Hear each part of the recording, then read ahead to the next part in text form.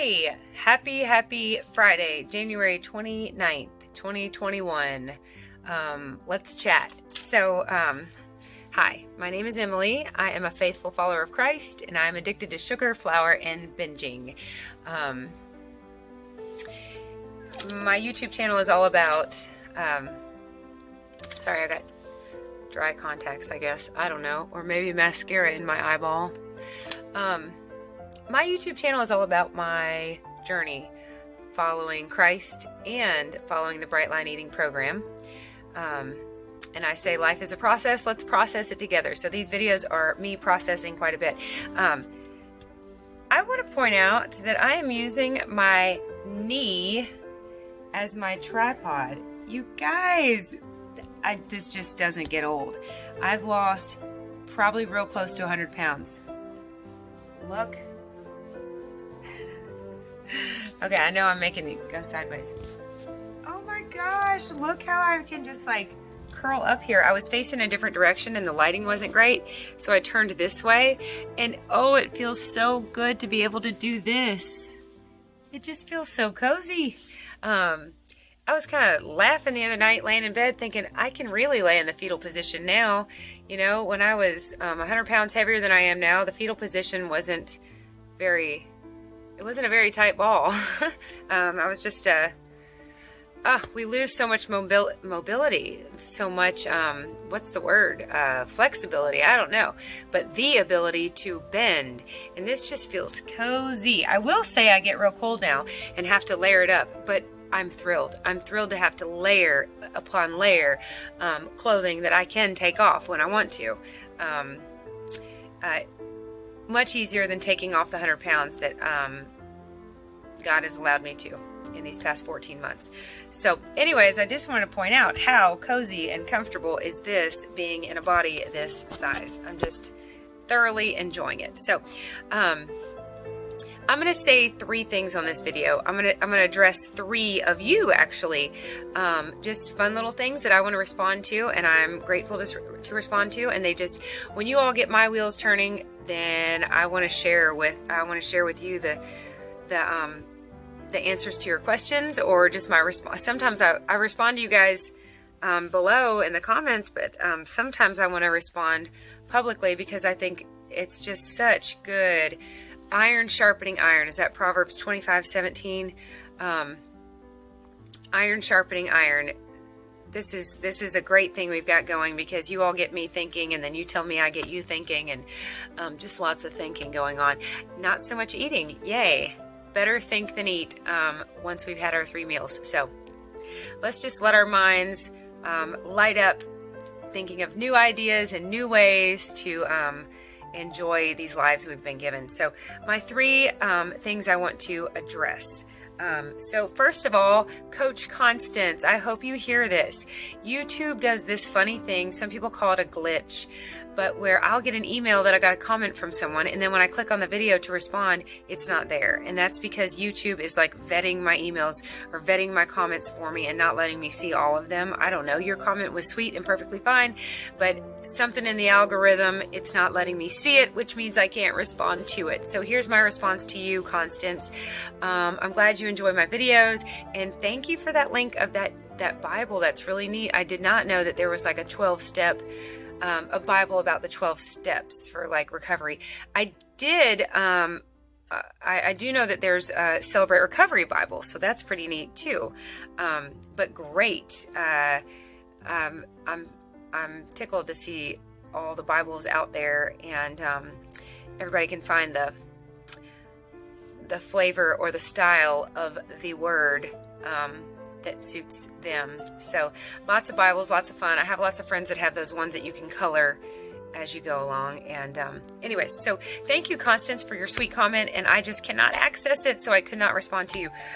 Also, welcome Michelle, and Michelle is a dear friend of mine. She is on my team, Emily, and maybe some of you are sticker babies that stuck around. So sticker babies was what was it, ladies? What would we call it? Fun. It was I actually figured out it was a behavior modification program system that I came up with. And I don't know, there was 300 of us or so that were doing it, and it was super fun. And we were changing our behaviors one sticker at a time, one behavior modification at a time.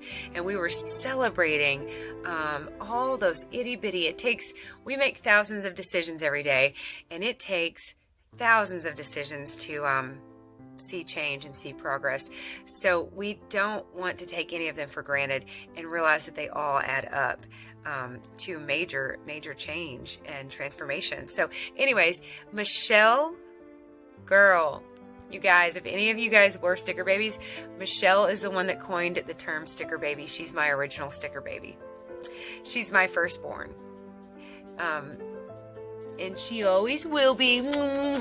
I'm kidding. Michelle, I actually was thinking earlier when we were texting that I'm glad we don't talk about sticker baby anymore. That's kind of all tied up with a whole different thing, a whole different WW kind of thing. I feel like we've been spit out into the real world, and I'm glad to be where we are. So anyways, I want to welcome Michelle to the Public Pact. And so I want to say woohoo and welcome. Yay. If you have not joined the Public Pact, check it out. There's maybe 7 of us now. We have made the pact never to eat sugar and flour alone. So we're not saying we'll never eat it again. We're just saying we won't eat it alone. And I go into detail of why I would say that. Why I would say I won't eat it alone instead of just saying I won't eat it. So there's some psychology behind that. Anyways, my Public Pact, Will You Pact With Me, is the video. If you want to watch it and join us in the comments, join us. There's a bunch of us that are just saying, hey, we might eat sugar and flour again, but we will not eat it alone. That's a good idea, to not eat it alone, because it's going to look very different than if I was eating it with witnesses. Okay, so here is my final thought, and this is a shout out to Dunbar Dio. What a fun conversation we had in the comments, and this person, Dunbar Dio, made the comment that they had been feeling, maybe not anymore, but for a while, like they were feeling left out, almost like a schoolgirl not invited to the party when they were around people eating sugar and flour. I would just love the opportunity to address that and respond to that, just like I did in the comment section below to her. In fact, I actually typed out at the end of what I typed to you, I put, oh, now I'm going to have to make a video on this, but I didn't. I erased that because I was just being silly, but I mean, I knew I wanted to, and here I am. So, the feeling of feeling like you're left out. All right. I want us to think of our relationship with food and sugar and flour as just that, as a relationship, okay? And I think an accurate perspective on that relationship would be a very destructive, and I'm going to go here, I'm going to call it an abusive relationship. And one way that I see the nature of abusive relationships are that there is a dynamic of predator and prey. And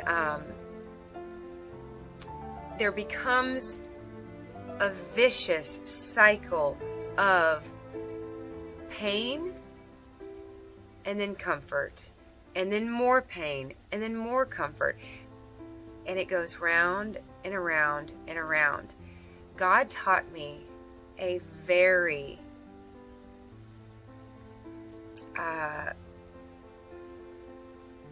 it was such a painful and such a powerful lesson years ago. He allowed me to experience acute pain one afternoon at work. Pain that it was stabbing, it was sharp, but I was so aware of the Holy Spirit's presence. I mean, it was one of these experiences that's just burned in my brain. And here's the lesson that he taught me that afternoon. I overheard some coworkers say something about me that ultimately is why I left that next year. And the minute I heard it, I was stunned. It was like sheep were now visibly wolves, and I didn't know how to process that. And I went back to my room, and I was gathering stuff up, and then one or two of them came to my room, and I was so hurt, and I was so desperate to feel better and feel comforted that I found myself wanting to talk with them, the very people that were involved in what was said. And God told me to get out of that building now. As if the building was on fire, and this wasn't my sense, but it was as if Satan was walking down the hallway and he was almost to my room. He told me, get out now. You get out now. You drop your stuff and get out now. And I did. I got out of there like I was obedient to him. It was scary for me. All of this happened very quickly in a 10-minute span. And I left and I got in my car and I was so hurt. And like on a daggone Hallmark after school special, what did I do? What did I do? What did I do? What did I do? Someone tell me. Yep, you're right. You got it. I went and got a Blizzard. Okay. God allowed me to use sugar and flour as a crutch for years, and then he asked me to hand him the crutch 14 months ago. So it's a very sweet memory of getting that ice cream. Oh my gosh, I'm watching it now in my mind. I got a Blizzard. I'm sure it was Reese's. And I went to the park. And I pulled in the parking lot. And I pulled right up in front of our town. Our small town has a park. And I pulled up in front of like a little skate rink for the kids to like skateboard. And I parked right there. And I sat there and I just wept. It hurt. It hurt bad. I wept and I ate that ice cream. And as I sort of reflected on the fact that I wanted to talk with them about it and say, oh my God, I just heard what you said. I actually heard what you said. And I'm telling you, Holy Spirit, the way God told me you get out of that building now. He told me to follow this man, literally. I've been in obedience training for years and years, and I could go into that another day of being obedient to the Holy Spirit.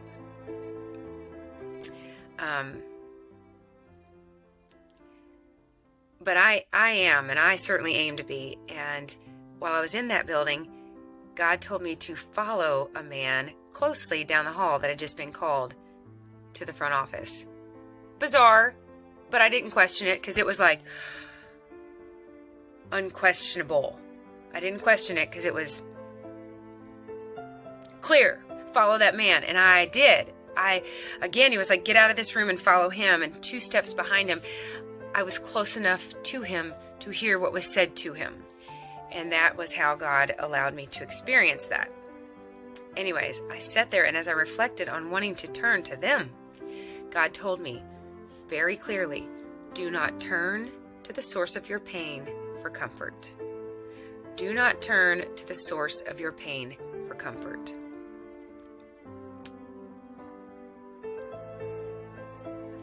Since then, he's, kind of like he hasn't said this to me so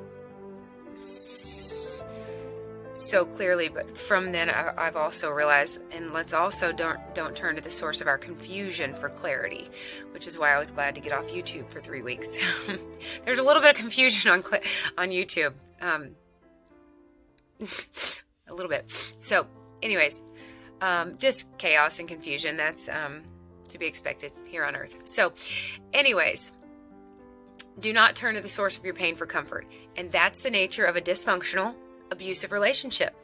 The predator hurts the prey is wounded, and the prey turns to the predator to heal their wound. Now, we want to be vulnerable, and we want to be close with one another. We don't want to be completely guarded. We want to be choosy with whose feedback we care to receive. There are a lot of people that could say a lot of things to me that wouldn't hurt my feelings at all, because I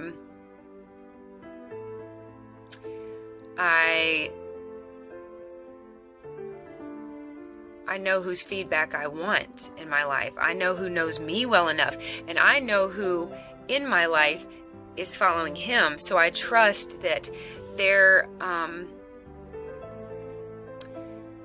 feedback for me would be constructive and out of love, from a place of love.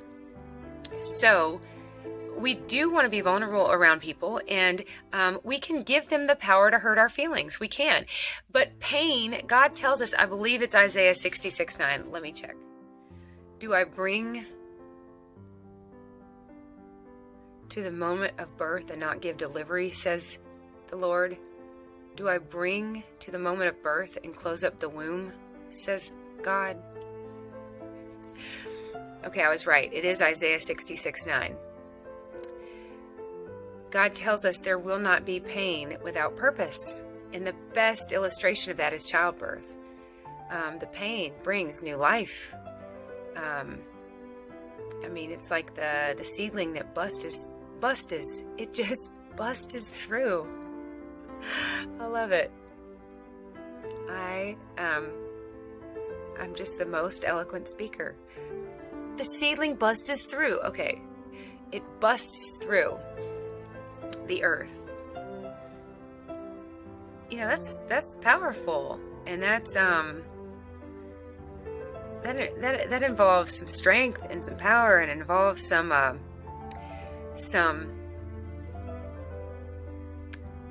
breaking, the breaking of the earth. I don't know. Let's get back to this. Isaiah 66:9. There will not be pain without purpose. So these people in my life that I give the power to hurt my feelings, they do. I'm going to be honest. My husband could walk in the door and hurt my feelings. He could. But with that pain, good friends of mine could say, my mom, I told her she hurt my feelings last night. I texted her at midnight, which is 1 o'clock for her, and I said, are you awake? I want to tell you something. She's like, I am, but can we talk tomorrow? And I was like, maybe not. That hurts my feelings. I'm sensitive. What? It's a gift. And she called me. She's like, Emily, it's 1 o'clock in the morning. And I'm like, yeah, and you should be, you should be available to me at all hours to chat. Okay. Listen, my feelings get hurt, but I usually get right through it. Anyways, my point is, the pain has purpose. So we can either use that pain to change the relationship, or use that pain to change ourselves. Either we need to say, hey, you hurt my feelings. You really hurt my feelings. Can we talk about that? Because I want the dynamic of our relationship to be different. So it can change our relationship, which is great. Or it can change us. If they say something and it hurts our feelings, we can decide to let that change us. And we can say, wow, what you said about me, I'm afraid I agree. That wasn't so nice, or I shouldn't have done that, or I always say, if someone says something to you, about you, and it hurts your feelings, on some level you probably agree, because I would not be offended or hurt if someone called me purple, because I know I'm not. But if they called me this or this, I might say, maybe there's something to that. Wah. At the end of the day, we can all realize, oh, I'm human, I'm not perfect. There's always room for improvement, right? So let me get back to this. Pain without purpose.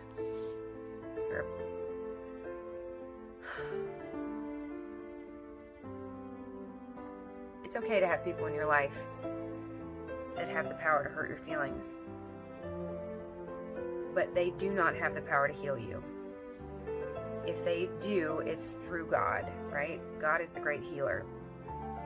I say, just because they had the power to hurt you does not mean they hold the wound to your wand. So in an abusive relationship, we can mistakenly think that because this person hurt me, they're the person that has the power to heal me. And that is the nature of our relationship with food. It hurts us. It makes us sick mentally and physically and emotionally. And then we turn to it again. And we turn to it again. And it hurts us again. And then we turn to it again. Because there's a false feeling of better. For a little while we feel better. But it's a vicious cycle that we're out of. So here's what I want to say to this. I want you to imagine that your relationship with food and flour is like someone that you broke up with. It was just an abusive, destructive relationship. The further you're out of it, the more clarity you have, the better you feel, and you can see things so clearly, and you can see, whoo-wee, I'm glad to get out of that. I'm glad to get untangled with that. So when you're around, like just imagine some, okay, for us ladies, some, just some bad news boyfriend. When you're around other people eating sugar and flour, and you're watching them enjoy it, thoroughly enjoy it, having a blast, I want you to look at them and imagine that you're watching them date that guy's brother. So here's what I want to say. We are missing out, and we want to be. This is something we want to be missing out on. The people that we see enjoying sugar and flour, some of them can enjoy the heck out of it and they're fine. Many of them, and the more I look around, the more I see, are so clearly tangled up with it. And some of them don't even realize it. However, some of them do. Some of them tell me that they know they're addicted and they have no intention of ever working on that. What do you need, Clara? Okay, my sweet, precious patient Clara needs some help with the TV. She just did all her schoolwork and she is relaxing. But anyways, yes, we are missing out and we want to be. And when we are in situations where we watch other people and they're indulging and they're just it seems like they're just living it up. We're watching them do what we used to do. And what we used to do, it's like I said in Word versus World. It's how the enemy works. It's such a bait and switch. It is fun in the moment. It tastes good in the moment. But as soon as you chew it and swallow it, your body has to process it. Your mind has to process it. Your life has to process it. It robs us of the quality of life that we can have without it. John 10:10, the enemy comes to kill, steal, and destroy. And Jesus says, I come so that you may have life and have it abundantly. I'm experiencing life in ways that I haven't for 15 years. And my kids are getting to experience me in ways they haven't for many years. Now, a lot of that's because I was covered up in newborn babies. But when I first started this journey, I started journaling, and the word I kept writing was available. I feel available. I feel available to people around me. I feel like I can look them in the eyes, sober, and say, what can I do for you? What do you guys want to do tonight? When you see other people partaking in sugar and flour or whatever drug that you are in recovery from, I want you to see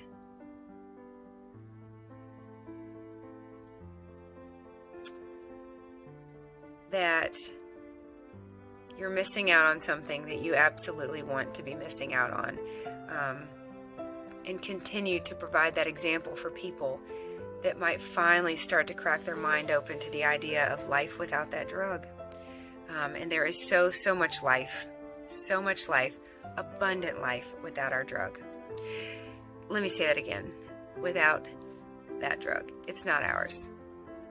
I don't want other people to be tangled up with him, but he ain't mine anymore. And I don't want to say you can have him, but I don't want them. All right, so I love you guys. I hope that helps. We are missing out, and we want to be. But you know what we're not missing out on? All these brand new connections and ways in which we can experience life together. Love you dearly. We'll talk soon. Bye.